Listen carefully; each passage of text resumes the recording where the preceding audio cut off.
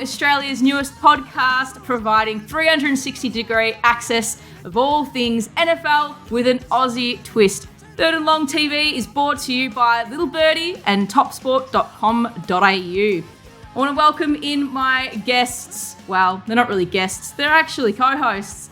MG and Corey. MG, welcome, mate. It has been a big week in football. Yes, even bigger. Paige has finally made it into the studio after, we had 5 shows? We were 5 or 6 shows in. So it's good to have you. Welcome to Little Birdie Studios. We're 6 deep now and I'm finally here, but also throwing across to Corey McKernan, the big dog over there. How are you, mate?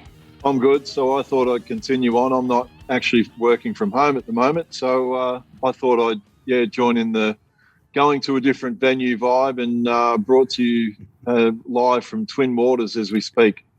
Oh, rub it in, mate. The weather's probably 30 degrees up there as well, and just having a couple of coldies in between shows. 27, not 30.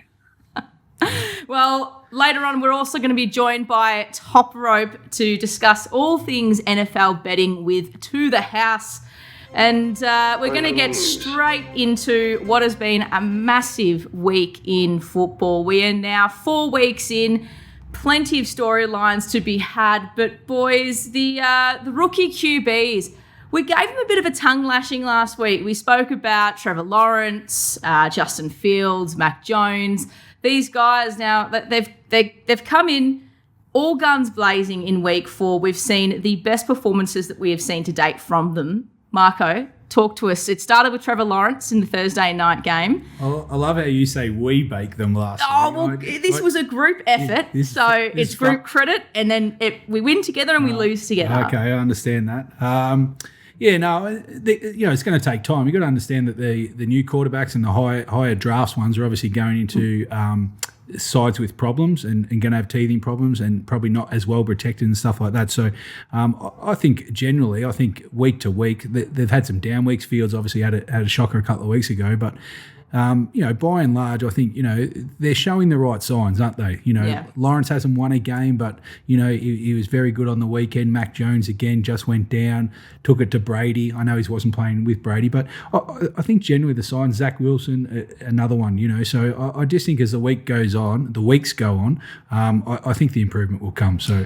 You're not wrong, Corey. I'd love to get your thoughts on Zach Wilson. I know it's been spoken about at length this week. The Jets were tremendous against the Titans, and it was led really by Zach Wilson there at QB1. He was just outstanding. There was a couple of really deep throws that he made that resulted in touchdowns and really pinned the Titans back and put them into a winning position. And can we just get your thoughts, Corey, on just how Zach Wilson performed in week 4? Yeah, well, I must say, Paige, I wasn't exactly right over the moon when I saw Zach throwing dimes, because I did have him as a group of us. I've got a little multi-syndicate going at the moment, and both the New York teams managed to crush me. But that said, I think all that happens with this elite talent that gets picked up early, if you can give them time and give them support around them, eventually they're going to be allowed to flourish. Now, just on a different topic, I think Trevor Lawrence is going a little bit better than Urban Meyer at the moment. Old Urban decided he'd go out and have a couple of drinks after the game, but that's a different story. But look, Trevor Lawrence, I think it started on Thursday Night Football. He was fantastic the way he did. They were pretty stiff that they didn't win the game in the end, but I think it maybe just goes to show, that some of this elite talent is there. They were picked that high for a reason, and I think if you can give them the support, show a little bit of patience and support them, I think. Look, who knows where they end up? 1 week doesn't make the whole season, but it was a vast improvement. Boys, the Dallas Cowboys, they've come into this season perhaps a little bit under the radar, but their defense under Dan Quinn has been thriving. Corey, Trayvon Diggs is having an absolute career best season so far. He's had 5 picks in 4 games. But for me, it's, the rookie, it's Micah Parsons who's really stood up in terms of QB pressures and really adding to another layer there. But talk to me about the Cowboys defense. I know this is something that you've been really big on. Yeah, look, I don't think, Paige, you can ever say that the Dallas Cowboys are going to fly underneath the radar coming into any season. Obviously, they did hard knocks, but yeah, look, Dan Quinn come in. Look, I think the thing he's allowing the Cowboys to do, whilst on the weekend the Panthers still ended up with 30 points, maybe some of those points were towards the end anyway in that game, but it takes the pressure off Dak having to make big plays, and then when they're running the ball as well as they are, it all adds up to a pretty good all-round product for the Cowboys. And look, they're another team that they're just got to keep getting the wins, and who knows where this season goes, but there's a lot to like with it, beginning with the defense, as we just said. And Marco, the Bills and the Cardinals, massive games in week 4. I really think right now, we've spoken about how good Matt Stafford has been. We've spoken about how good Derek Carr has been. Not enough love has been given to Kyler Murray and the Cardinals. They're a team that I think everybody is underrated coming into this season. Made some really good acquisitions in the off-season. JJ Watt there is really playing a role for them. But they're just playing faultless football at the moment. They're the only team undefeated right now. Yep. They got the 49ers this week. That's a big divisional, playoff game that we're going to see later in the show. But give me your thoughts on where the Cardinals are heading at the moment. Well, you can't fault them to date. 4-0, obviously the first-ranked offense. They're averaging 35 points a game. They're doing it on both ends of the field. And, they got the 49ers. They're in a tough division, so it's important for them to bank the wings, isn't it, in this division with the teams. You got to play some tough opposition going forward. So to get out of the gates takes a bit of the pressure off. But, they're playing really well. And Tyler Murray's, I know it's early again, but he's definitely thrown his hat in the ring for the top couple of, for the MVP race at the moment. And the Bills, they're the 7th team in the Super Bowl era now to shut out 2 opponents by 35-plus points in back-to-back games. They are they're not just scoring, they're just savagely scoring against teams, aren't they? Yeah, they've got some good stats.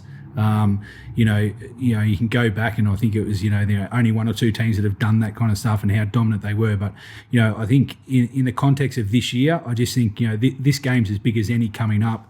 I think there's a little bit more pressure on KC this week coming up. We'll talk about it later, but a big test for both sides. But I'd be pretty happy if I'm on the Bills side, with the best ranked defense going in, and KC really can't stop anyone. So, I don't think there's any fears on the Bills side of the ball offensively, and they're obviously going well.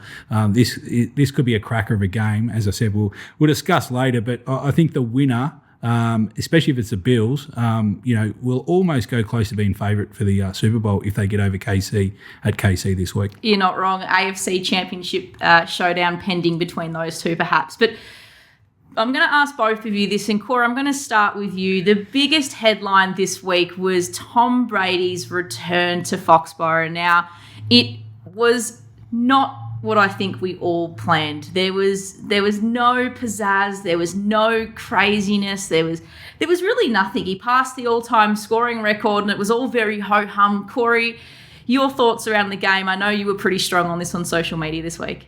Yeah, look, I think all that happened was more a case of Tom Brady came back into New England, and I think he thought that he had to behave like a Patriot, because it was definitely done in the Patriot way, very below, flying underneath the radar.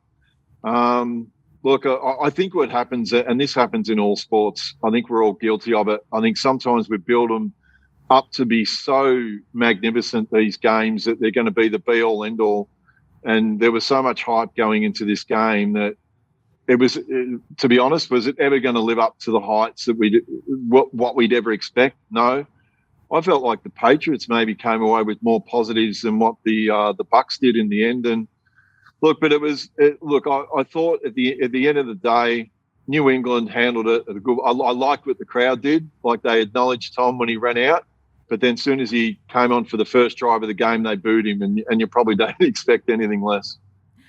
Speaking of positives to take out, Marco, for the Patriots, and I know we touched on this earlier when we spoke about the rookie QBs, but Matt Jones completed 19 consecutive completions.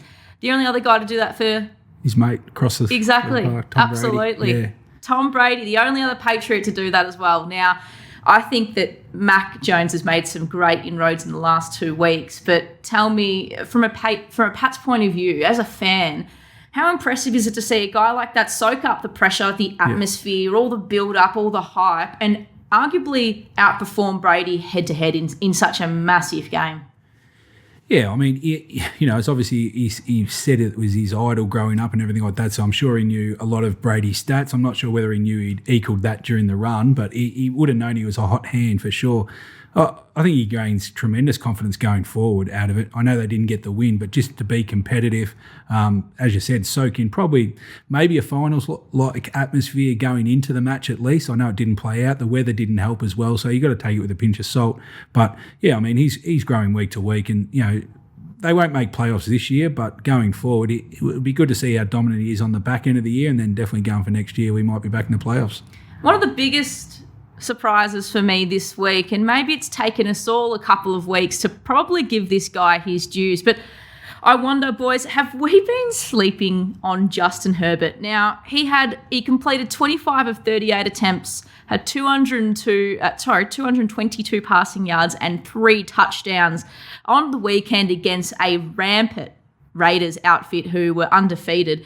Corey, you've been a big fan of Herbert's, and I think he's now probably starting to get the love that he deserves. Well, when you go in the week before and you do what he did against Kansas City in Kansas City, I think it made everyone sit up and take notice. And then to be able to do it again on the big stage of Monday Night Football in SoFi Stadium, look, it's 2 great games in the memory bank for him. I know I sound like a broken record when it comes to this, but when you're these young up-and-coming quarterbacks and you can thrive on the big occasion, and he's done it by going into Kansas City and did it again on Monday Night Football. They were challenged in the third, towards the end of the game, and he stood up. And look, it's exciting times for the Chargers fans. Both the LA teams could end up making pretty deep runs when it comes to the end of the year. Marco, Justin Herbert is the first QB since 1950 now to complete 500-plus passes before their 20th NFL start.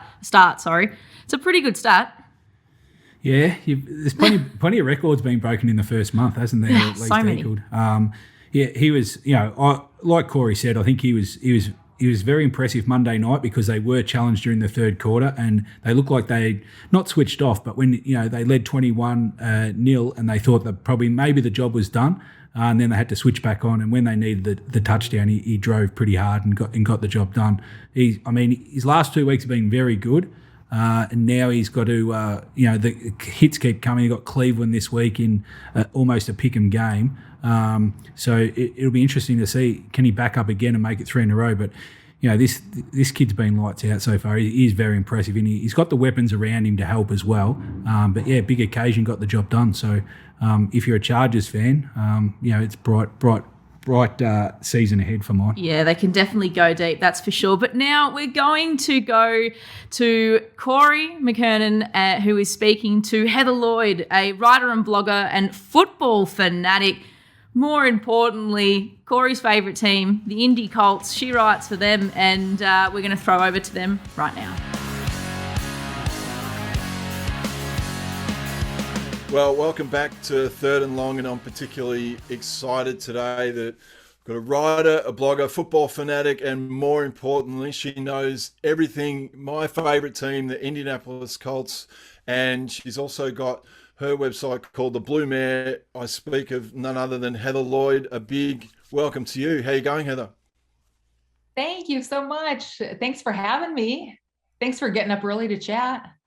No, I can. As you know, we are the NFL fans in Australia. That's something that's our rite of passage that we have to do. So these little sacrifices, especially to watch the NFL and in particular talk all things Colts, it's very easy to do.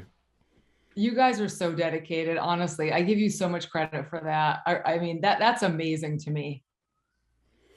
No, we'll get into it. But look, finally, after a bit of a tough start, the Colts, they finally went down to Miami and won the game 27-17. How did you see it? I mean, I think it said it all before the game started when Boomer Esiason said, the Colts, more than any other team in the NFL, need this win today. And 100% he was right. I mean, we all felt that. To go 0-4, that is, I mean, going 0-3 was bad enough. It is very hard to pull yourself out of 0-4, without really sort of starting to, then you worry about losing the locker room. I mean, certainly you're going to have fans jumping off and, maybe a more empty stadium. And there's just so many things, unpleasantries that come with losing, and of course, winning doesn't fix everything, but it fixes a lot, right? I mean, suddenly the next day, we're talking about the things that went right and not the things that went wrong, which is what we've been doing for the last several weeks here. So it really changes your perspective on everything. And, they have work to do. I feel like they still need to build some chemistry. Carson Wentz hasn't worked a ton of time with anyone on that offense, really, and that still is showing a little bit. But the more healthy that we can get him, the more mobile we can get him, and the more chemistry they can sort of build every week, I just think that's really going to pay big dividends for them. And we're starting to see that, which is fantastic. And when you trace it back, it's all, I mean, it's easier in hindsight, but then you see the preseason that he had, as you mentioned, not having that chemistry, then rolling the ankles. It's I mean, it's any wonder that this, and then the tough start. Like, look at that schedule. That, I mean, you could have had a real easy schedule, and you could have been three and zip, and it would have masked over a lot of things. But is it more a case from your angle? I know when I sat down and knew I was going to talk to you, I think it could be nearly more of a case. And that said, as long as we don't go into Baltimore this week and get our butts kicked. But is it more of a case of glass half full than half empty? Because when you weigh all those things into the equation, there is a bit to look forward to. Yeah, the interesting thing is, I think we're about to find out if it's glass half full or glass half empty. We really are, because up until now, you don't really know. We haven't seen enough yet, and you want to give these new guys, the young players that just came in, you got to give them time just to adjust to the NFL. And then you got to give Carson Wentz time to get used to playing with them. And, it was a very weird spring. The Colts did not do OTAs. They didn't do their whole off-season training this spring, which really would have given Carson Wentz some good time with those guys. You still had COVID out there. A lot of people were not vaccinated yet. So I understand, they had to make a call. All they had was one mini camp, and then they sort of just sent everyone away for 8 weeks. So it is very tough to build chemistry right like that. I think when you look back, teams like the Colts that had a brand new quarterback were probably at a disadvantage, not having that time with each other. And then training camp comes and the absolute worst happens, which is Carson Wentz gets hurt in day 2. So your biggest concern signing this guy is his injury history. Pretty soon it's day 2 of training camp. He's had no time with the players around him. And all of a sudden now he's out for weeks. So, that was really, really tough. And so, of course, I think what you were saying is he makes this miraculous quick recovery with that foot surgery, and he's ready to go for the start of the season, which I don't think any of us expected. I certainly did not. But of course, those first couple of games are going to look like your preseason games. They have to, because he hasn't had any time with anyone yet, really, in a game situation. Then again, throw those rookies in there. Your first real NFL game is not like your first preseason game, so they need a little bit of time to adjust to that. I thought Jonathan Taylor had a really interesting point to make on the Colts radio broadcast before the game this week. He said, it's crazy to him because you come from college football where the stadiums are jam-packed with a lot more people. I mean, those college stadiums hold like 100,000 plus people, where an NFL stadium is maybe 60. I mean, the bigger ones are like maybe 80,000. Jerry's got, in Dallas, Jerry's got, Jerry World, which I think is 90,000, but that's by far the biggest. But he said, what's amazing is there's more people in those college stadiums, but it's much more loud in the NFL stadiums. So it kind of shows you like the passion that you're getting from those fans in those NFL stadiums. And these players aren't used to that. So, it's just, the speed, the strength, how hard the hits are, how hard that, that pain that lingers afterwards for days and days after the game when you're being hit by these professional players. So yeah, they got off to a very slow start, and to finally see them getting some traction and building some chemistry, even complementary football. Suddenly the offense is making some strides, and then the defense gets some juice in the second half, So they need to be off the field and recover a little bit. And they were able to do that this week. So it's just, you really have to pull it all together. And that, I feel like for the first time this last Sunday, they're really finally starting to pull it together. And the one who really seemed like that got us going was, and you just spoke of him before, was Jonathan Taylor. He really seemed like in that it's a pretty lackluster first half, and only sort of come to life late in that first half. I think it was a runner, Jonathan Taylor, but just a little bit about his game. Yeah, there's such promise for him, and we saw some of this, last year, and then this year. Obviously the expectations for him went way, way up. So, to see him go out there and do 100-yard, he had 100+ rushing yards. I don't know that you expect that out of him every game, but I think we expect more of that than not, right?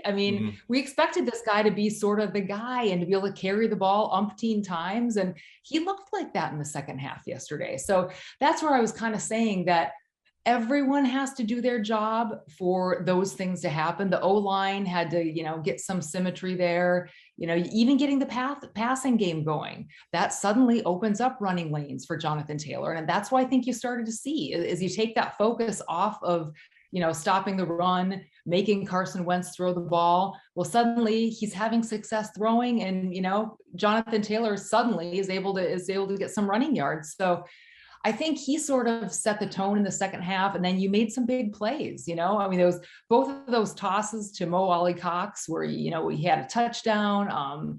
It was amazing to me to see how different the second half looked from the first half. And really, I was still a little concerned in the first half. I'm like, nothing, we were getting a little bit going, but not great. And, it didn't feel like they were really able to pull things together. And just to finally see that happen in the second half, I thought was huge. But just, Michael Pittman, young wide receiver, again, a guy we've got a lot of hopes for. I feel like every game he's sort of establishing himself as that wide receiver number one, as we're waiting for T.Y. Hilton to come back. And he did that again yesterday, Jack Doyle, he's always in there, Mr. Dependable. Again, it's like the more Carson Wentz can hit some of those targets and feel like these guys are going to come up with the ball and these guys are there for me and I can depend on these guys, that is just going to really help this team grow and find the success that they so have needed. And finally, I feel like are starting to get. And you touched on it. When can we expect TY back? I know for all the Colts fans out there, and when can we expect him back on the field?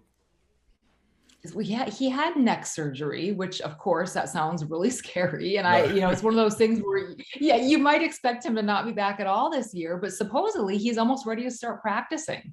In fact, the latest thing that I saw is that TY will start practicing this week, which is very, very promising. He's another one. Take another, tool and throw it in that tool chest for Carson Wentz. He's going to love having T.Y. Hilton out there, because even though he may not be the T.Y. Hilton that Andrew Luck started playing out, started his career off with, he's still really good. And when you put him out there, defenses cannot forget about him. You got T.Y. Hilton out there, you better cover him. You better have a guy on him at least. And that opens up opportunities for other guys now that we have out there. Again, Michael Pittman, Paris Campbell, again, we haven't seen a ton from him, but he had a catch yesterday. He also had, he had another drop, and it was kind of, he sort of came up with it, but then it turned out he really didn't come up with it. So, he's still got some things to prove out there, but the more guys you get on the field that can make plays, the tougher time the defense is going to have covering those guys. And that's what we talked about the entire spring is, you got so many guys. How are the defense, how are they going to figure out who they're going to cover?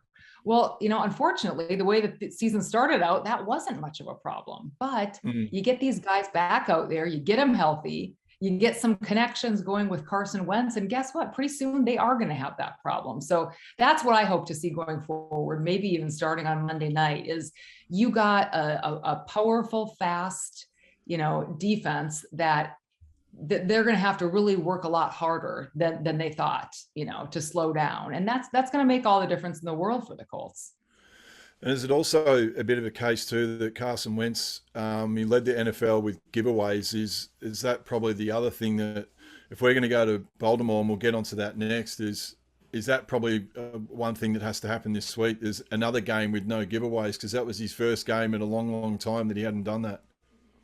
Yeah, he's only had that one fluky, turnover so far this year, which is fantastic. But yeah, you go to Baltimore and they've got, you don't want to turn that ball over to Lamar Jackson more times than you need to, because we've seen what he can do with it. He's very mobile. He's very dangerous. He's got a great throwing arm. And when I think of Baltimore, I really think of a really tough physical defense also.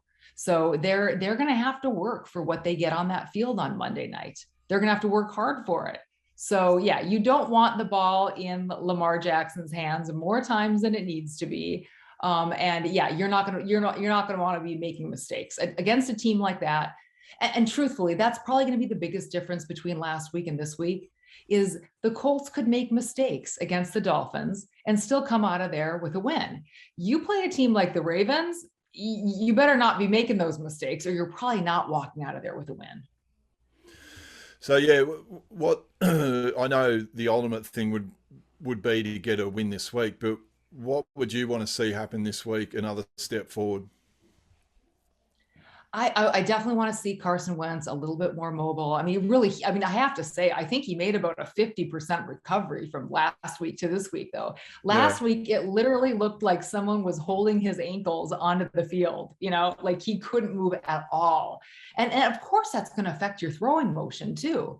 And of course, you're going to get, you get any pressure at all, you can't run, you're going to flinch. I'd be flinching out there. So this week, I feel like he was a lot more mobile. He was a lot more free, throwing the ball and moving around in the pocket a little bit. And to see even more of that this week, I think would be great. So, let's hope he feels a little bit more healthy. He can be a little bit more mobile and really get out there and get some of his targets. I definitely want to see, our wide receivers take a step forward too. We need to see more from Paris Campbell. We do. I think Michael Pittman's done a great job of taking steps every game to really be that guy. Let's get the running game going. Jonathan Taylor, that's great, but guess what? Do you think the Ravens are going to let you put up 100 rushing yards on them? Probably not. So again, you're going to have to work harder for those rushing yards you get. Maybe some more clever use too of Nyheim Hines. He is such a, honestly, you can do anything with that guy. He is, he's a running back, but he's also kind of a wide receiver. And, so let's do some creative stuff with him. To be honest with you, I'd like to see us even get a little more creative with the play calling. I think right now they just wanted to get Carson in there and get everyone used to playing together, but hopefully week 5, let's start pulling some different things out of the playbook too, and see what we can do with these guys. Now that there's a little bit more of a comfort level there, and they're kind of starting to show some progress. And again, hopefully a little bit healthier. So, and then, the O-line, it's been such a saga this year. The right side clearly still has some problems. Davenport has not been great down there. Braden Smith, he's not practicing yet. He's still going to be out for a while. I think Mark Lewinsky is kind of trying to hold his own down there on that end. Surprisingly, with Quentin Nelson out, that left side's holding up kind of all right. They really are. I know Eric Fisher is not 100% healthy yet. But Chris Reed, the guy who had to step in for Quentin Nelson, that's not an easy position, to fill those shoes. He is doing an incredibly respectable job at that position. So, again, Eric Fisher's coming off of an Achilles injury. That is not a fat, and really it was in like January. So the more we can get him healthy, strong, and able to be out there, the whole game, that's going to be a really good thing for the Colts. But I think Chris Reed is holding up incredibly well. And yeah, we could definitely solidify that right side a little bit more. I truthfully, I don't know how much they're going to be able to do that though, until Braden Smith comes back. So ideally, Braden Smith starts practicing and there's some hope of that. If not, whatever we can do, but we got to solidify that right side just a little bit more, to be honest, to protect Carson Wentz. Because as we've seen, if you don't have him, this whole thing looks real different. So. Well, look, let's hope to, a bit nervous about going into Baltimore on Monday night, but it's performances like this when, backs against the wall, not complete backs against the wall because you managed to come off a win, but still going into hostile territory on Monday Night Football is going to be pretty difficult. But a big thank you joining us on Third and Long today. Really appreciate it. I can't wait to get back to Indianapolis now. I've got one question to ask you that a lot of people don't even know about. I've just gone completely blank on the name. Famous Indianapolis restaurant that has the St. Elmo's. St. Elmo's. Have you had the St. Elmo's appetizer that blows your head off? The shrimp cocktail. Yes. Yeah. Well, here's the funny thing. St. Elmo's has a sister restaurant right next to it. It's called Harry and Izzy's, and it's sort of their like more casual. It's not just a steakhouse. It's kind of their more casual fare, and they also have that appetizer there. So ever since Lucas Oil Stadium opened, we've been going to Harry and Izzy's before the game. Like that is our place. That's our tailgating spot. We go there. And someone pretty much every game orders the shrimp cocktail before we walk over to Lucas Oil Stadium. So our sinuses are cleared, and we had a few drinks to kind of wash down that horseradish. But yeah, no, you got to have it. It's incredible. And, I'm sure too, one of the famous jokes is you bring someone there that's never had it and you just load it up, and their eyes are watering and, so I put a little on there and then I literally just scrape it all off. And there's enough left on there to still kind of, clear your sinuses. So, but I made the fatal mistake thinking I looked at it and now it looked like a dip look. Like when you just saw, it looks like dip. And I remember tucking right into it. This would have been after the Super Bowl when it was in Indianapolis and just went bang. And then my head blew clean off my shoulders. It's a classic. You can't really explain it to people until you try it, but no, that is such a great place. And their staff is the best and they're pretty close to the stadium. So it's a nice little walk over there. And it's just, that is honestly it's been our place since I guess 2008 when Lucas Oil Stadium opened. So yeah, I can't imagine starting game day any other way. And yeah, that's a must if you come to Indianapolis, and you need to come back soon and go to a Colts game. I will be coming back. And as I mentioned, for anyone that wants to go to Indy as well, a good friend of mine, Kyle Kinnett's got Bullseye Events. And if you actually want to get a great pre-game package and maybe even get you down on the field pre-game, he's the man to see. So big shout out to Kyle. Kyle will hook you up for sure. 100%. But big thanks. And if you want to follow Heather, it's @by Heather Lloyd, and her website is The Blue Man. A big thanks to Heather for joining us on this morning, your afternoon. Yes. And hey, anytime. This is, it was a fun game. It's all Victory Monday. It's always fun to come on and talk, it's kind of celebrate this first win. And we didn't talk about the defense too much, but I give them a lot of credit too, because they have made some strides, and I feel like even the pass rush and, they're coming along too. So let's hope we can get everything, bring it all together on Monday night. We're going to need everything we have to play the Ravens the way they play. And I think another week, and they had some hard practices. Did you hear they had a players only meeting this week? That's interesting. Yeah. So, they knew what they were up against, and they knew how important this game was. So I sort of feel like they're in the right headspace now too. So let's practice real hard this week. Let's tape up our ankles.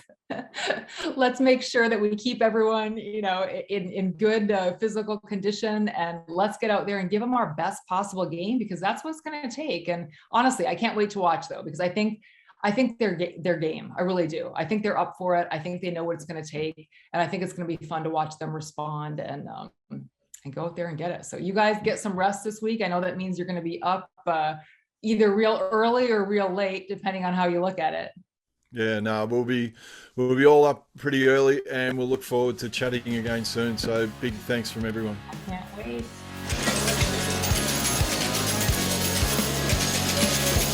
To the house this week is discussing all things NFL. What better man to help us discuss that is Nick Toprope Tedeschi.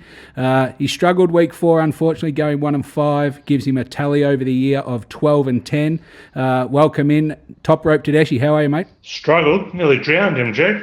Nearly drowned in ineptitude. But didn't really fire a shot last week. My favourite angle, the division underdogs, didn't really come through. So anyway, we live to fight another week. Yeah, you had a couple of close results. You weren't too far away a few of them. Unfortunately, they only pay out on the final result. But probably, I'm going to say stick fat with Toprope. You got to get one out of the way early. Started on fire. He's just flattened out after the 4 weeks. But we've got a solid 4 weeks behind us now, Toprope, and we're looking for the bounce back factor in week 5. Yeah, no one ever else to distract us anymore either, MG. The grand final took a bit of time last week, so full focus this week, kid. Full focus this week on what is a pretty interesting slate for week 5. Yeah, some good matches coming up, Toprope. Okay, we'll just go to a couple of graphics first. We'll just summarise what happened the previous week. The bookie wrap for week 4, pretty even week here, Toprope. We had 10 favourites win out of the 16 games, 8 covered the line, 7 over totals, and the home teams were 7 out of 16 as well. So as you can see there on the screen, the favourites are running at 58%. The away favourites are dominating at 60% at the moment, as well as the under totals. And you can see the new graphic there, the home teams were running at just on 50% there at 48. So it's just something to keep an eye on, that home ground advantage hasn't been as dominant so far this year. So we'll just track that as the year goes on. The next graphic, we'll just quickly run over Toprope's week 4 performances. You can see there on the screen, his only victory on that week was New England at the +7.5 on the line. The others, as we said, some close results, but no chocolates. So we're looking forward to Toprope's analysis for upcoming week 5. And Toprope, if you don't mind, we'll get straight into the games with first match on Friday at where we see the LA Rams travel to Seattle at 11:20 a.m. on Friday. We've got a away favourite here, the Rams. Been good money for them. They open -1 now, -2.5 here. The total's at 54.5. Toprope, we've got both sides off a loss. This is a big divisional matchup. Early push for the Rams, as I said. Do you see any value in the home team Seattle here? Yeah, no, I'm siding with the Rams on this one. My first inclination was probably like you, kid, bit of value in Seattle here. They've covered just 2 of 11 off a win, 3 of their last 10 in the division. It's just a big spot for the Rams. They've covered 5 of 6 off a loss, 8 of 9 off allowing 30+. They've covered 11 of 15 in the division, 13 of 16 off a double-digit home loss. I'm going to be on the Rams here. 40-0 and leading at half-time for. So any of those in-play punters out there as well, if they've got the lead, you want to be on the Rams. Okay, Corey, what are your thoughts here? Rams at Seattle. Juicy game, this one, Marco. I'm more inclined to go with Russell Wilson. Seems like he's really rolling at the moment, even though their defense is a little leaky. But really looking forward to this one. But yeah, very, very close divisional game. But yeah, I think I'm going to go with the Seahawks in this one. Green Bay Packers travel to Cincinnati Bengals. This is our first slot on the Monday at 4 a.m. This game will be shown live on 7 Mate. Another away favourite here, Toprope. We've got the Packers -3 flat, solid in the market so far. And the total slight increase, gone from 49.5 to 50.5. How do you see this match? Yeah, going to play the under in this one, kid. Probably slightly leaning towards the Packers. Look, as you mentioned, road favourites have a good record this year. Packers covered 5 or 6 off a win. The Bengals, they've covered just 1 of their last 7 off a win, but they're 5-2 against the number as a home dog. So probably leaving that one, but going to go the under here. Under's 8-3 when Cincinnati run a dog, 5-1 when off a win. And the Packers, the under is 5-2 when they're a road favourite. So I'll be on the under this one, even though the line's heading north. Corey, what are your thoughts on Green Bay at Cincinnati this week? Yeah, look, even though it's away from home, I'm really liking what the Packers are now doing on offense. I reckon now that Aaron Rodgers has had some time with all their offense. They are looking a vastly improved team after the abomination of week one. But, yeah, look, even though it's in Cincinnati, I will be definitely going, and I think you're going, with the Green Bay Packers this week. Yeah, I'm under pressure. I need a win here, Corey, so glad you agree with me.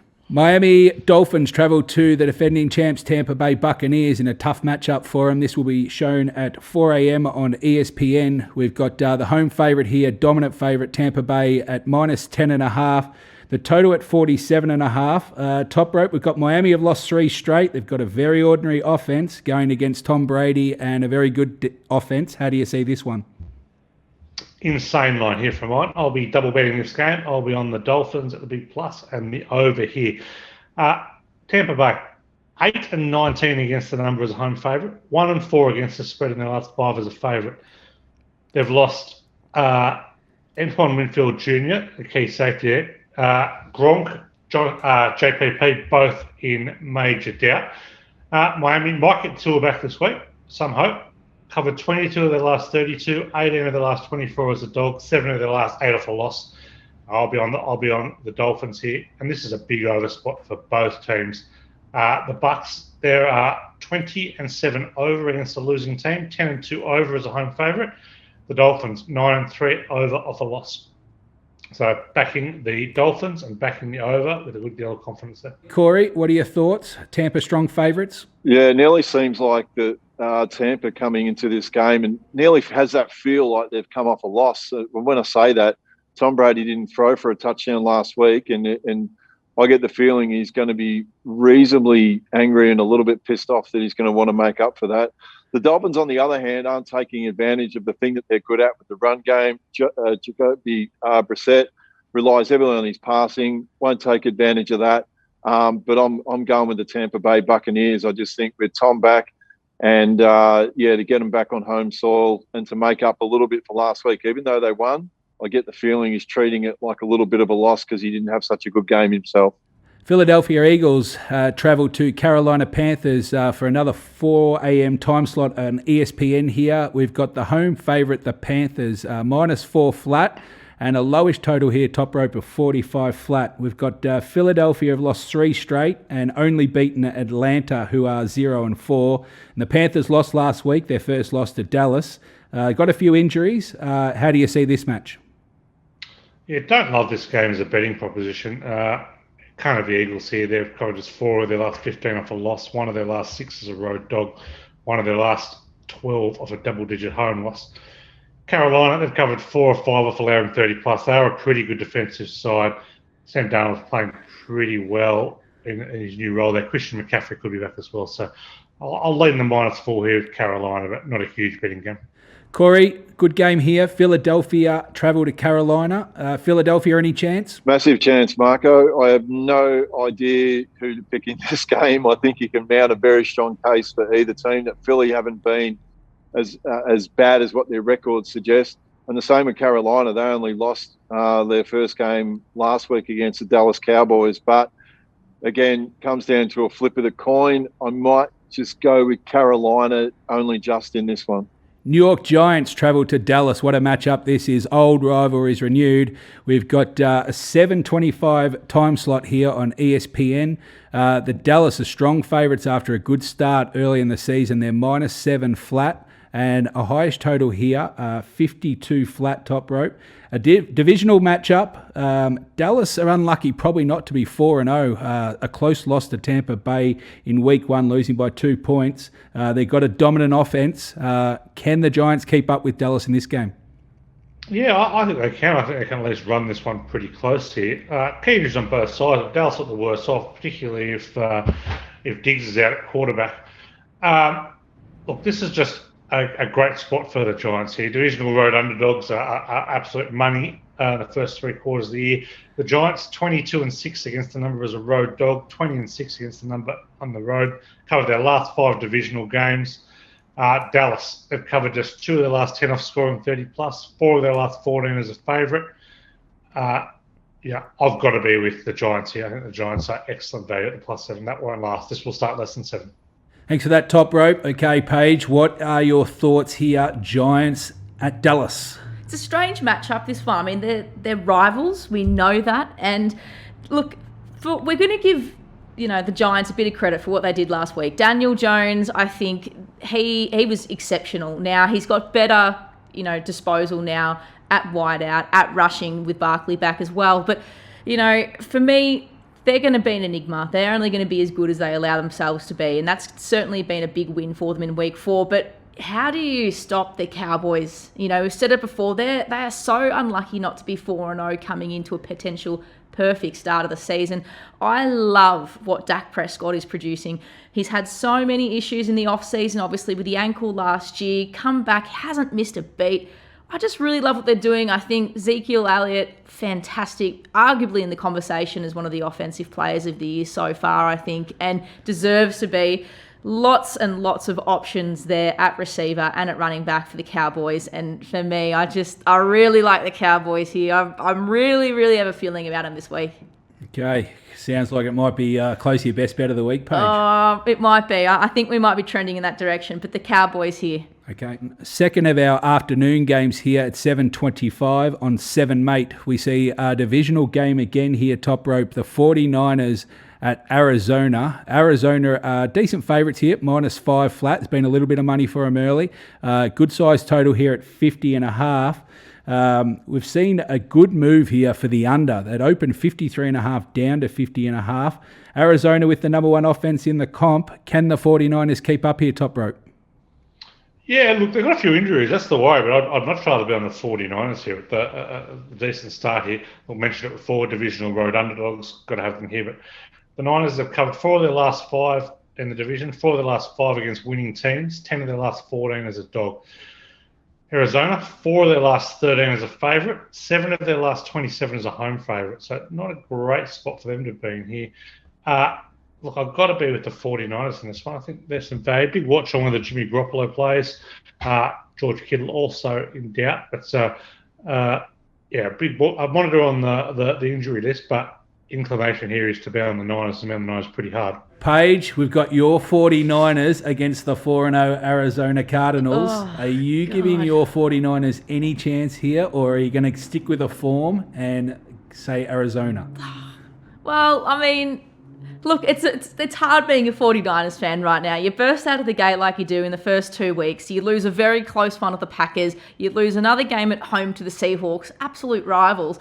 You just think, what's going on here? Now, all the form, I think, like you said, is that Arizona deserve to be favourites. And they should be. They've been exceptional. You can't fault them. They haven't done anything wrong. But I'm a little bit concerned at QB. Trey Lance, he's got to start now. Your boy?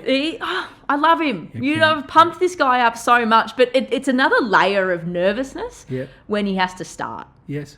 And I'm just like, well, Jimmy G, he hasn't blown the lights out either.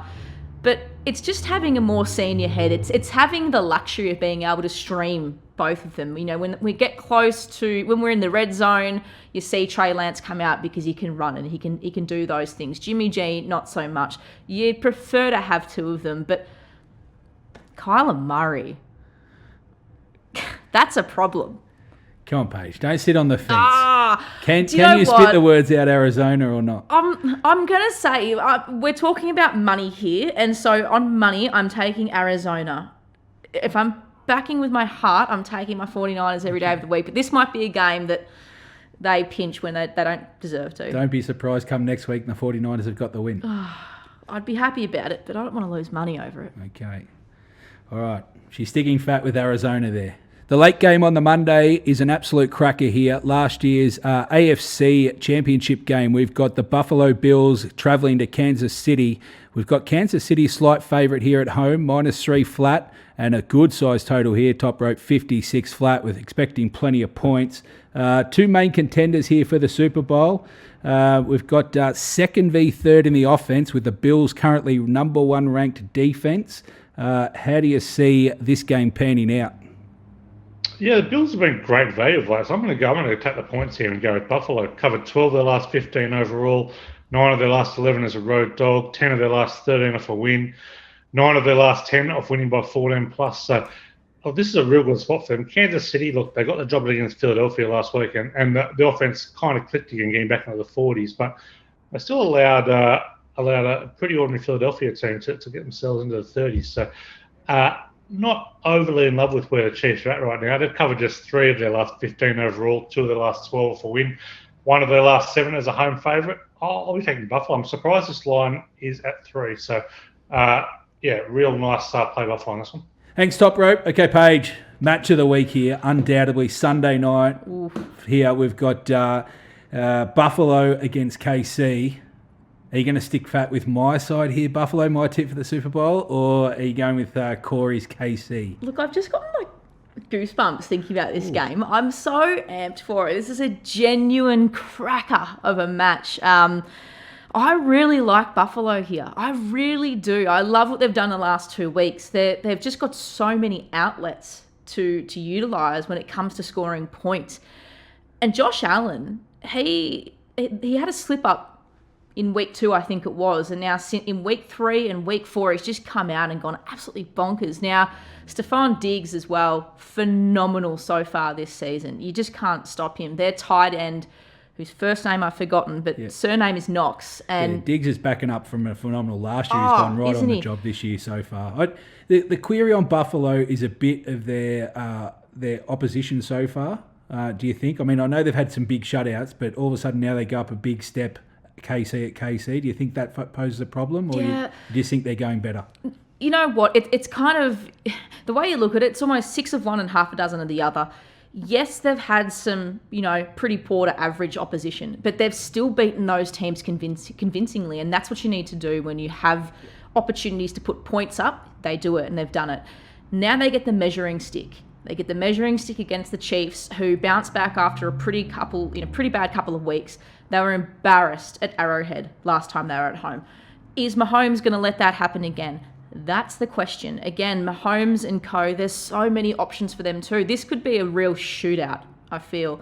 But the issue I'm seeing this year with KC is I don't think their defense is as good as maybe what we've been led to believe. I think they have been quite leaky and certainly have allowed a lot of points that perhaps they shouldn't have so far this season. And I'm going to take the Bills this week, and I think Josh Allen and the Bills, massive statement.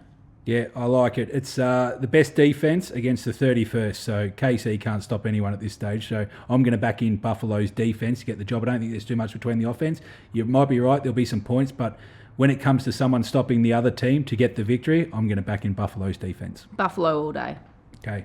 The Monday night game, which is shown on Tuesday at 11:15 a.m. our time, be shown on ESPN. We have the Indianapolis Colts travelling to Baltimore Ravens. The Baltimore Ravens are solid favourites here, Top Rope. Your pre-season Super Bowl tip. The line here is Baltimore -7 flat, a mid-range total of 46 flat. The Baltimore have won their last 3 now, and Indianapolis just scraped a win against the lowly Miami last week. Top Rope, how is your Super Bowl tip tracking so far? Yeah, look, they're probably sliding under the radar a bit at the moment. Look, they probably haven't been overly impressive, but they kept winning, and to be honest, that's what I want to see a team I want to do this time of year. You don't win Super Bowls in September, so they're doing enough. Would much rather be Baltimore than the Colts. The Colts have covered just 1 of their last 5 as underdog, and I get the feeling Carson Wentz is pretty ordinary at the moment. He certainly doesn't seem to have the mobility he had it once at Philadelphia, so happy to pop them. The Ravens have covered 6 of their last 8 as a favourite. I'll be at Baltimore and so on. Okay, Paige, we've got Monday Night Football, Tuesday morning here. We've got the Colts v Baltimore. Colts got, we'll call it a win against Miami. That's what it was on the road. Was Not it really? too bad. Someone had to win the game. Yeah, well. I'm not sure about the form line, but Baltimore looks like the engine's now running. Any chance Colts causing the upset here with the line being a touchdown? I think Carson Wentz and the Colts are just relying too much on the run game. And they've got issues at receiver, I think. And that's probably where Baltimore's defense is going to really enjoy a day out if Carson Wentz wants to start throwing it. They've been really good. I think they've finally got a nice blend, the Ravens, between defense and offense. They're equally as dangerous, but also really stodgy. They don't allow teams to put up points against them, the Ravens. And I think on offense, they've really got a good spread of options. And Lamar Jackson, he's like a gadget man. He's almost like the human joystick. Hard to shut down. Isn't he? Once he gets going in his own run game, you can't stop him. Right? He bounces around and off and around guys, and he'll get yardage and downs, and he'll continue to do that all day long if the option presents. Now, the Colts, whether they go man coverage, whether they're blitzing, again, we're going to see that really early, and I think we'll find out about what their defense plans to do within the first few snaps of Baltimore taking possession. So I can't see a way in which the Colts win here. I can only see a comfortable Ravens victory. Okay, so Paige sticking fat with a favourite on Monday Night Football. That's a wrap of our 8 games on TV. I love 8 live games this year. We've got, full book. We've got a lot to cover, but we've done it. If you need Top Rope's full coverage, get to Little Birdie Pod. Look up To The House. He only charges $22 a week for his weekly analysis. And if you want to get the season pass, it's available there for you. If you're serious about all things NFL punting, please log on and get the latest information from Top Rope there. Time to just cover over the Super Bowl prices now. We'll update this each week as we go for any punters that love playing the futures. Just quickly run through them, Top Rope, and any thoughts that stand out. We've got actually $6.50 the field at the moment. Tampa Bay slight favourites. KC are at $6.75. My team, the Bills, are into $8.25. The Rams off a hot start at $9. The Browns at $11. Your team, Top Rope, the Baltimore Ravens at $13. They're alongside the Packers. We have hot starters here. Arizona 4-0 at the moment at $15, and also Dallas going well here at $16. What are your thoughts after a month's play here, Top Rope? Yeah, I'm pretty happy with the ones I've got at the moment. I'm happy to be on the Ravens. Look, the Niners have fallen back a little bit, but not upset to be on them. Slight unders here. I'll tell you what, it's a bit of value. I'm on a decent price. The Chargers. I thought they were very, very impressed for Monday against a pretty good Raiders side. So happy to jump on them at the $18. There's a little bit of value there. At the top of the market, I think the Bucks are vulnerable. I think the Rams are vulnerable. I think the Chiefs are vulnerable. So I'm picking one of the single figures. It'd be the probably Bills at the moment. But, I wouldn't be jumping into any of those single figure ones. I'd be looking kind of at around that kind of 15-1 and north of that for players to be looking to really jump on. Nothing at a huge price. This is not a time to be jumping on kind of 100-1 shots, 500-1 shots. So if I was recommending one bet this week, or 2 bets this week, would be the Chargers and the 49ers at 18 and 21 respectively. Thanks for that, Top Rope. Okay, on to the important part of the week for some, our best bets of the week. We do this for Corey's platform, Walk With Me Online. So it's for an important cause. He does great work in the mental health space, and we are trying our best to pick winners. At the moment, we are led by Corey, and we are hearing it. The chats, it's too much, actually. Daily we hear. Our leader is 4-0, Paige, and he keeps telling us that we're 1-3. So I get a text every day about it. It's a bit disappointing. So we are going to just have a look at Week 4's results. Not good reading for us, Paige, but as you can see on the screen, Nick Toprope actually had his first loss, so he goes to 3-1. Corey 4-0, he correctly tipped the Green Bay Packers -7, so he has now earned $380 for his platform there, and unfortunately Paige and myself tipped Tennessee -7.5 and Tampa Bay -5.5. Unfortunately didn't get the chocolate, so the pressure is on us for this week, and now we will get everybody's best bets for Week 5. We'll go to Top Rope first. What's your best for the week, Top Rope? Mate, I'm going to the Minnesota-Detroit game. And I am going to take the over in that one, over flat 49 at $1.84. I think there's plenty of points in this one. Both teams in very big over positions here. So I'll be taking the over Detroit at Minnesota. Thanks for that, Top Rope. Okay, to our leader now, Corey. You started 4-0. So what is your best for the week? Now, Mark, if I've learnt one thing about the Third and Long podcast, is that whenever we build something up, you can guarantee the next week it will be putrid. So whatever I say, now that you've built me up, there's no chance of actually winning this week. But that said, I think I'll go with the Tampa Bay Buccaneers. I like the line. I think it's at -10. There you have it for those following Corey's 4-0, and he's tipping up Tampa Bay -10.5 this week. over to you, Paige. We're under a bit of pressure. We're 1-3, so Corey's called us out. So what have you got for us this week as your best? We are under the pump a bit, but I really like the Cowboys this week. I really like them at -7. They have been flying. There's just points left, right, and centre. Ezekiel Elliott, he's just in ripping form. Dak Prescott is in the conversation for MVP, I think. And the Cowboys probably unlucky not to be 4-0. They've been really, really good. But I'd love to get your thoughts. Who are you on this week, Marco? Well, I'm going to try my luck with Rodgers and the Green Bay Packers. I know they go into Cincinnati. Ooh. It's both 3-1, but I priced this game 6.5. So at -3, Green Bay, they were the standout for me this week. So I'm going to pin my hope on Green Bay Packers. I like it. Well, boys, we've got a pair of Superbowl Party tickets to give away at our end of season get together to watch the Super Bowl this year at Little Birdie TV. Now, all you've got to do to win a pair of these tickets to give to a mate of yours is to reply to a tweet that goes out on Thursday night. And we're going to be asking you who is going to win between the Rams and the Seahawks on Thursday night football. You've just got to reply and tell us who wins and by how much. It's as simple as that. The winner or the closest to the margin will get the 2 tickets and come party with us on Super Bowl day. Well, that's all for this week. Thank you so much for joining us on Third and Long, brought to you by topsport.com.au and Little Birdie TV. I want to thank Marco, Corey and Toprope for joining us this week. And don't forget, you can find us on YouTube or on the Apple Store or Spotify or wherever you get your podcasts from.